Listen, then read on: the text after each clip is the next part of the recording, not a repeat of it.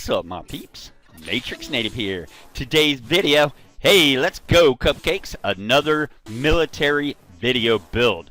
Now, with that being said, I had one particular subscriber, and I've searched and searched and searched. I searched for like 2 flipping hours for this comment asking for the build today. He left a comment, then he checked back to see if I was actually going to do it. And my friend, I'm telling you, this has been on my mind for a minute, a good minute, and I've meant to get this build out, and today is the day. And I'm sorry I can't find your comment to post it, but if it's you, I'll recognize your name. I know I'll recognize it again. I searched and searched and searched and searched for it, but I just could not find the comment requesting this build. There were actually a couple, and I couldn't even find one.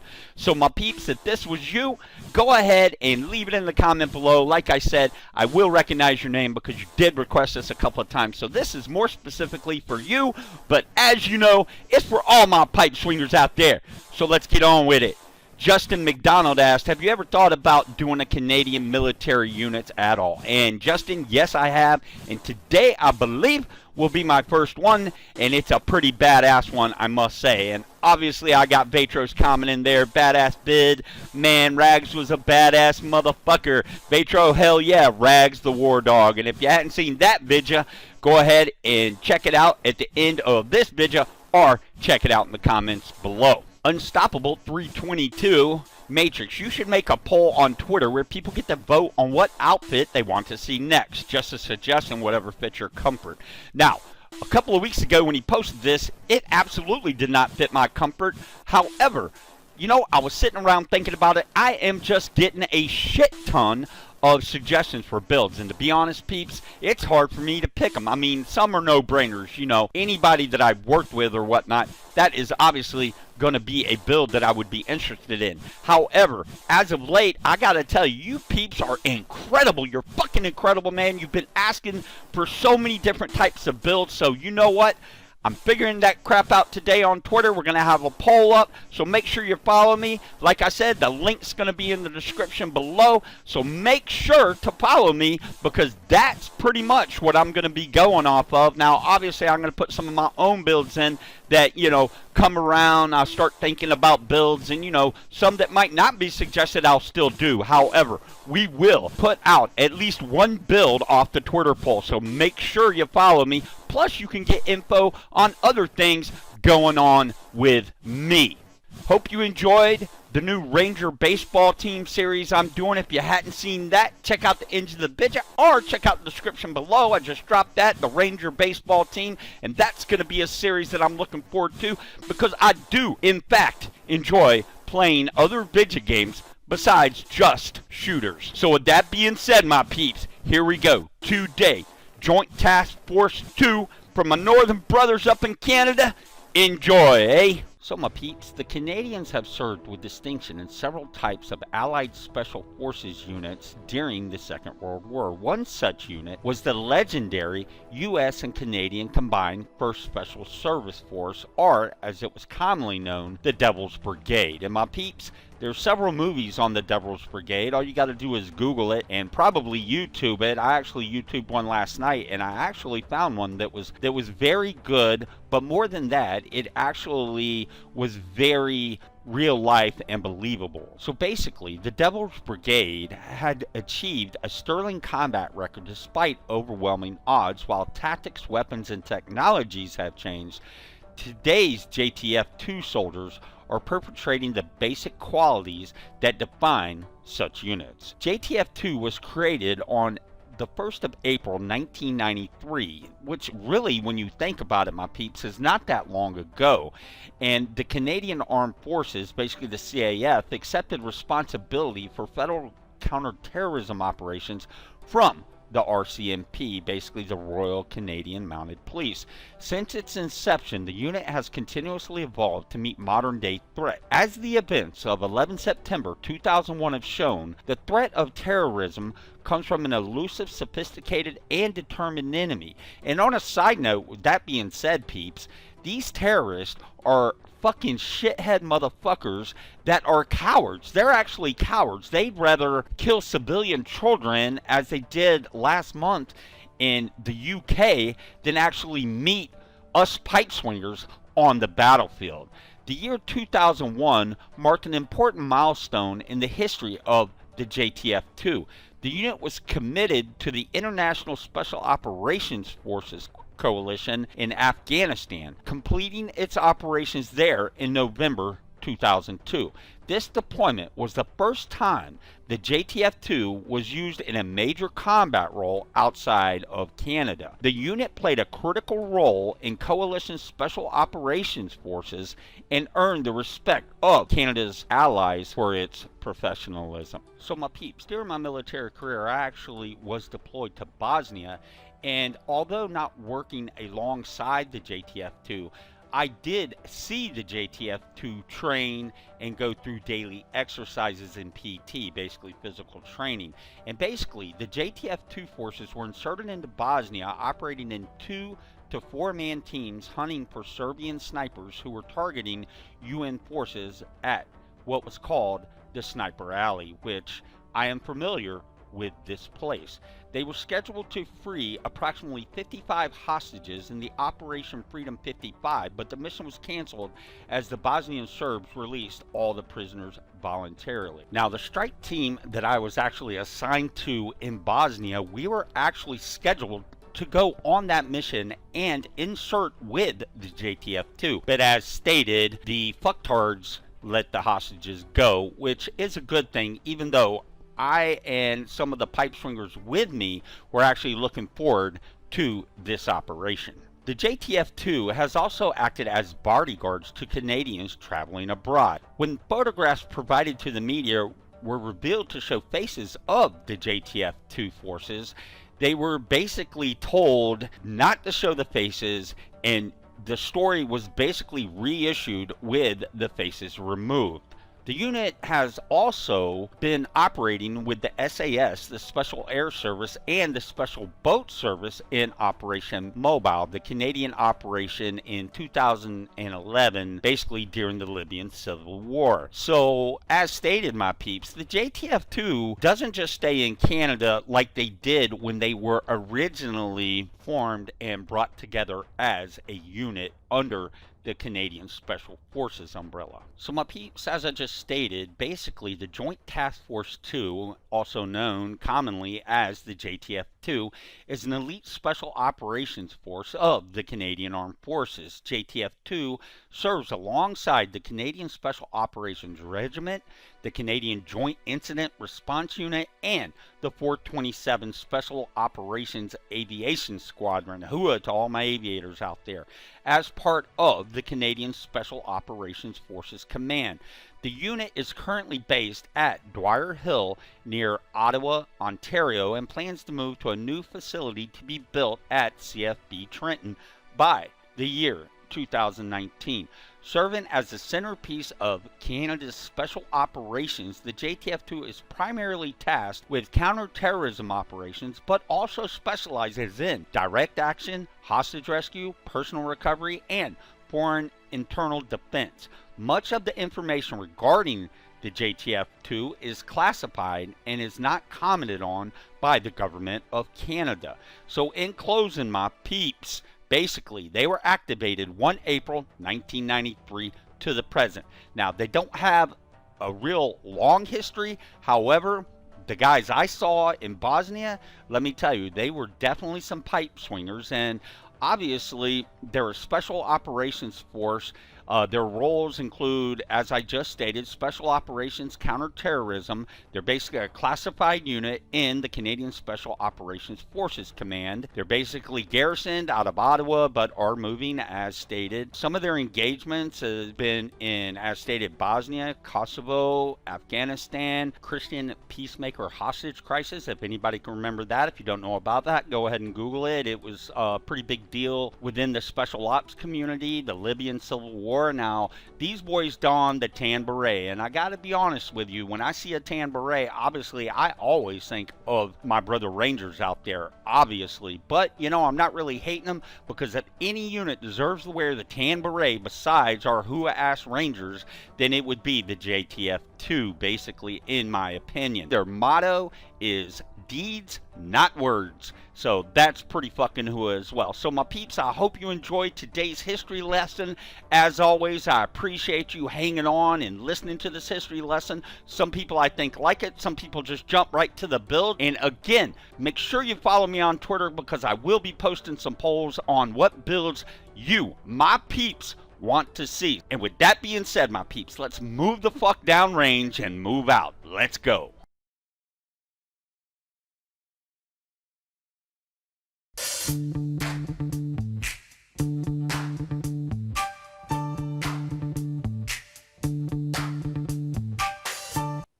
So my peeps, go ahead, hit the back or the select button if you're old school like me. Go ahead and go to Loadout, Y, Edit Appearance, Head. Of course, we're going with facial hair. We're going to be going with none, my peeps, for the simple fact, yeah, all these pipe singers wear the beard. If you wear a beard, you're going to have, like, problems sealing your gas mask in case of an NBC attack, nuclear, biological, chemical. So let's go. Facial hair, none. Hair, we're going to go ahead and go with the Warhawk. I don't mind if you go with the squared away to stay with the build. However, I'm going with the Warhawk. Roger. Hair color, brown, one each. Facial detail, we'll go with the burn on the left. I appreciate my subscriber that actually commented and said there is a scar on the left. But seeing how actually the facial burn is actually the kind of injury I received, we're going to go ahead and stay with the burn on the left side. Let's go, my peeps. Body details, let's go. Facial paint, of course, as always, the eye black. Even if you put camo on, you should always put on the eye black. It helps to glare in a combative situation. Right, we're going to Santa Maria. Left, we're going with Mi Familia, for the simple fact that I should be a grandpa really soon, and we'll get on with a video on that if you guys want to see it. Thanks, my peeps. So let's go with Mi Familia on the left. Clothes, let's go. Tops, we're going with the fleece, my peeps, because unfortunately with the Cry Combat it does not have the CAD Pat design, and in case you didn't know it, the CAD Pat actually stands for Canadian Pattern. So we're going with the CAD Pat AR number 19. Best, we're going to go ahead and rock the Mole or the Mali, whatever, you know, specific country you're from. It depends on, you know, how you pronounce that. We pronounce it the Mole. So we'll go ahead and go with the Mole, and we're going to put that in the number 134, which they actually do wear the Mole, but I'm not going to hate you if you wear the 511 tactate plate. But for this build today, we're going with the Mole, and we're going to put that in the black, number 1. Pants, we're going to go with the Cargo C, and we're going to go with the CAD Pat. Again, the Cry Combat, I don't know why Ghost did not include every camo pattern on every pants they have. I just don't understand that. However, for the pants today, we're going with the Cargo C, and we'll be putting that in the CAD Pat AR, number 19. Footwear, we're going to go with the hiking boots, and actually I've got them equipped in sandstone, but we're going to go ahead and throw the number 1 black on those. Ghillie suit, obviously none.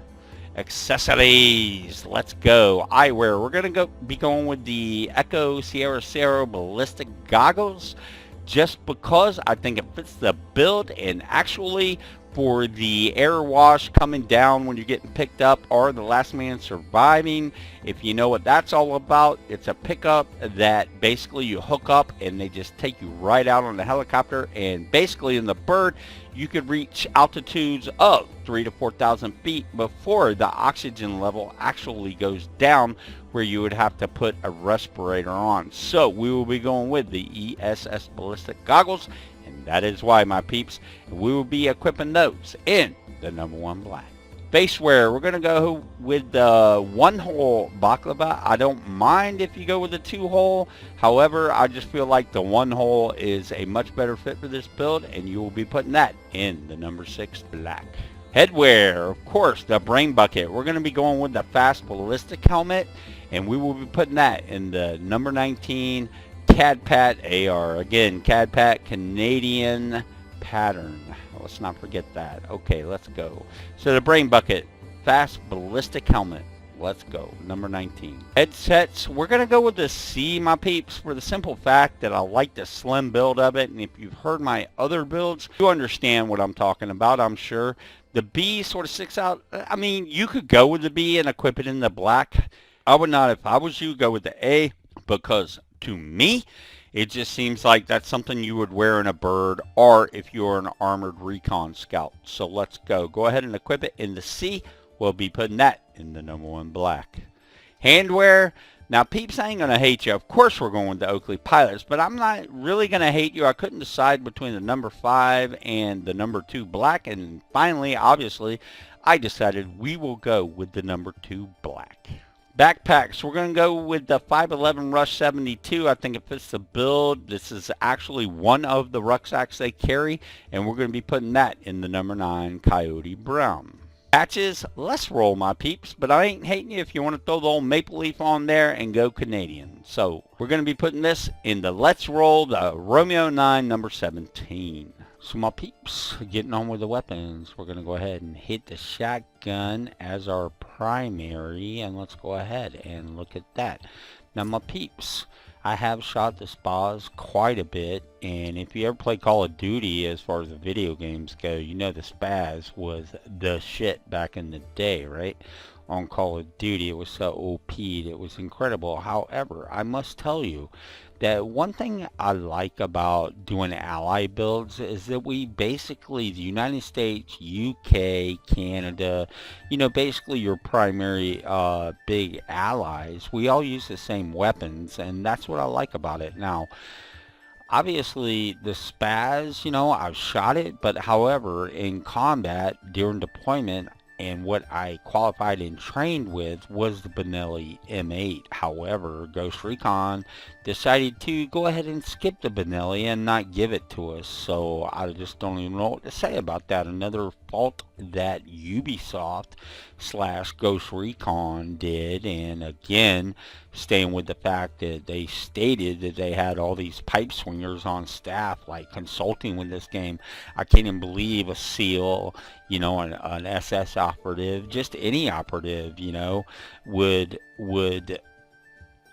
say, you know what, you know, you need to have Benelli in this game because that's actually what we carry. But besides that, let's go ahead. We're going to be carrying as our primary the SPAS, right? The SPAS 12, and we'll go ahead and edit that. So with that being said, let's go into paint presets. We're going to put it in dark earth. Now I was, and I'm not going to hate you if you want to put it in the dead leaves, and I took a screenshot of that to show you what that would look like with this loadout. So if you want to go ahead and put it on the dead leaves, I'm not hating you, but to me the dark earth looked a little better. And I was actually Skyping with one of my subscribers named Batro, and I actually asked his opinion on it, and maybe I'll ask yours. You can leave your Skype down in the comments, and maybe I'll hit you up if I see you on Skype, and I'll discuss the build with you as I'm building as far as opinions I need, not the build in general necessarily, because I'm quite sure with the month or two I got in the military that I am quite capable of making a really good build, but sometimes I need that extra opinion. So you'll put that in the dark earth. Parts, okay, we're going to go with the folded buttstock, and we're going to put that in black. And the reason, now here's the thing, the folded buttstock, I really don't like how it looks when it's slung over my shoulder. I don't like the pistol grip on it. But the extended buttstock, you actually you gain accuracy, but you actually lose a lot of handling. And let's face it, my peeps, when you're shit kicking doors, when you're kicking the fuck out of doors and going for those tangos, you need more handling with the shotty, I would say, than accuracy. So for that reason, and that reason really much alone, I'm going to go ahead and equip it with the folded buttstock, even though again I don't like how it's slung on my back. But yeah, we're going to go ahead and equip that in the black. Magazine, of course, why wouldn't we? We're going with the extended day. If you don't have it, go ahead and go with the extended 5. Watch your trigger control, but again, just open the extended day and equip that in the black.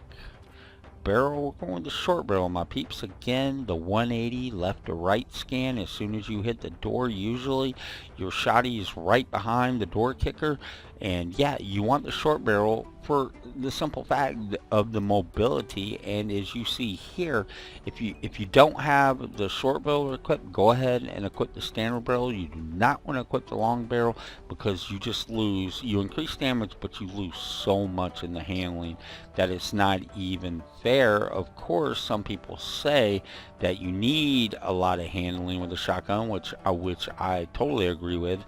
And the thing is, you're kicking in a fucking door and you're going to be inside with tangos within seconds. So, you know, the damage is not really a concern of mine. So just go ahead and equip that in the short barrel number 2. Muzzle, we're going with the stock muzzle and the suppressor. You'll be equipping all of those in black. And if you want to go with the compensator, obviously you would not be able to equip the suppressor at that point. But I am going to go ahead, since our secondary will not have a suppressor on it, I will actually go ahead and equip a suppressor in this, and we'll put that in the black. But again, you want to equip the stock muzzle and switch to the suppressor as the TACFO basically requires, and you'll be putting that in the black. And that's it, my peeps. That is one bad motherfucker. But I do wish, Yubi, if you're listening to me, why did you not include the Benelli, which is basically your standard Spec Ops shotgun? It blows my mind that you didn't actually equip it. However, this is a sufficient shotgun. The Spaz, I really do like the Spaz 12 in real life as well as this video game. So let's go. Secondary, my peeps, again, my peeps, stating to you that I really do like the fact that my allies that I'm on the battlefield with carries a weapon that I carry. That way, if they're hit, Lord forbid, and you know, basically they're KIA or MIA or whichever, the fact is, if I'm running dry, I can go to one of my allies on the battlefield. And in this particular case, the M4, you know, obviously we equip it with the 5.56.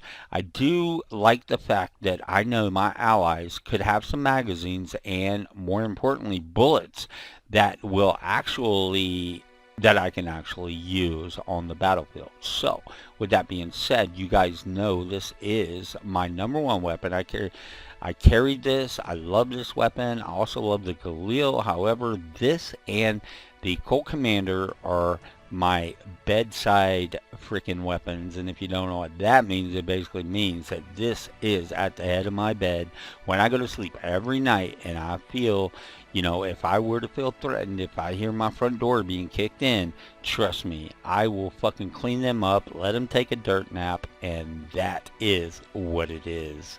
So let's go. We're going to go straight into the paint presets. Okay, so my peeps, again, the dead leaves is not even an option on this this weapon, on this loadout. You will be going with the Dark Earth, so go ahead and equip that in the #3 Dark Earth. Parts, we're going to be going with the stock bud stock, putting that in black, obviously. Scope, now I'm not going to hate you if you want to use the digital scope. Like, I really had a problem, I sort of had concerns with picking out a scope this time around on this build, but I did have to go with the Micro T Golf 33, only because if we're running short on ammo, or if we're in the middle of reloading and we're engaged in a firefight, we can just, you know, switch to the M4, and, you know, basically it has a red dot, which is cool, a red dot with a scope. So you just take the scope off, you basically equip it, and this is why, and this is really the only reason that I'm going with the Micro T Golf 33. Just think on the top stack, it's really a great weapon, or a great scope on the top rack, and that, my peeps, is why I'm going with it. Now again though, I'm not hating you if you use this digital scope. I actually like the digital scope in certain situations. However, for this build, go ahead and equip the Micro T Golf 33, the T1 with the Golf, and go ahead and equip that in the #2 black. Trigger, obviously full auto semi, because why would you put it in semi-auto, full auto, burst fire 3, then you can even snipe with it. And again, this is pretty much, as you guys know, if I'm using a CQB weapon as my primary, which the Shotty pretty much is, CQB, close quarter battle, then I am going to I am basically going to try to make a loadout with my secondary being a DMR, designated marksman rifle. So with that being said, magazines are going with the 50. If you don't got it open, equip the 30. If you don't got that open, go ahead and equip the 20. But as always, as I say in every loadout, if you're going to equip the 20, make sure you're disciplined on your trigger finger, and we're going to equip that in the number 2 black. Under barrel, come on guys, 40 mic, you know, this is definitely a Widowmaker dirt nap giver. I just love this. I carried it pretty much on any time I carried the M4 or the Galil. Actually, I had the Mike 203, just a badass weapon, and let's go. You're going to equip that in the number 1 Dark Earth. Rail, we're going to go with the rangefinder, my peeps, for the simple fact that this is a DMR, and we will be going with the rangefinder, and we will be putting that in the number 1 Dark Earth. Barrel, again, sticking with, we want this kind of as a DMR, designated marksman rifle, as well as, you know, why would you equip a standard barrel when on any DMR? As a matter of fact, you need to unlock the long barrel and go ahead and equip that in the number 2 black. Muzzle for this build, my peeps, and as you guys know, any sniper rifle, any DMR, I rarely go ahead and equip a suppressor. I like the Compensator Victor 2. If you don't have it open, you need to unlock this weapon, and we will be putting that in the black. Alright, my peeps, so that is what actually the joint services use, special forces.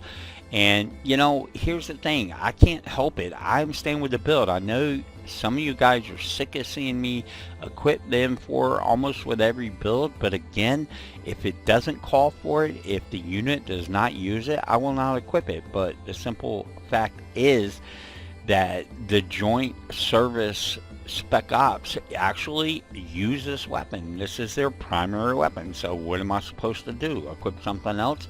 No, that'd be bullshit. I don't want to shortchange my peeps by, you know, sticking an alternative primary.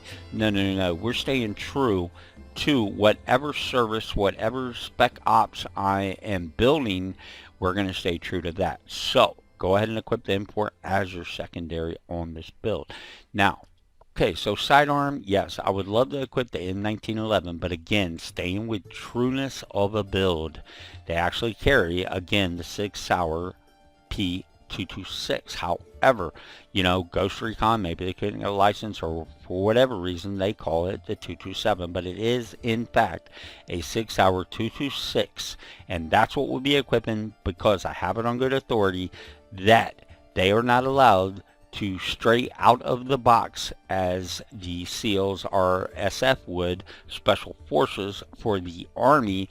They are not allowed as operatives to equip any sidearm except the one issued, which would be the Sig Sauer 226. So we'll go ahead and equip this.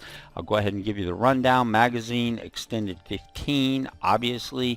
Now I do not like the extended clip in my Colt Commander, basically the M1911, but I do like it in the Sig Sauer. I've shot one in real life with an extendo, and I love it. And if you don't know about that, check out my Irish Ranger video, and it explains why I equip the extended on the Sig Sauer P226, and go ahead and equip that in the black.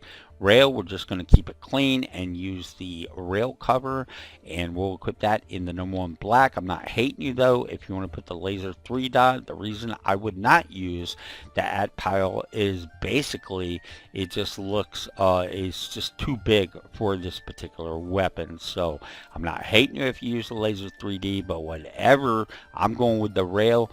But basically whatever that you equip, you want to equip it in the black.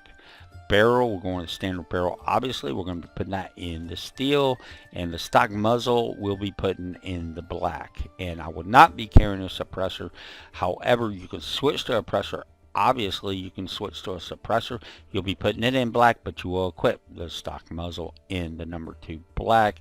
And again, my peeps, your paint presets, you're going with the steel. If you don't have the steel, go ahead and equip it in black. And then for your alternative parts, for your exterior parts, you're basically going to be putting them in the gray if you hadn't unlocked the steel.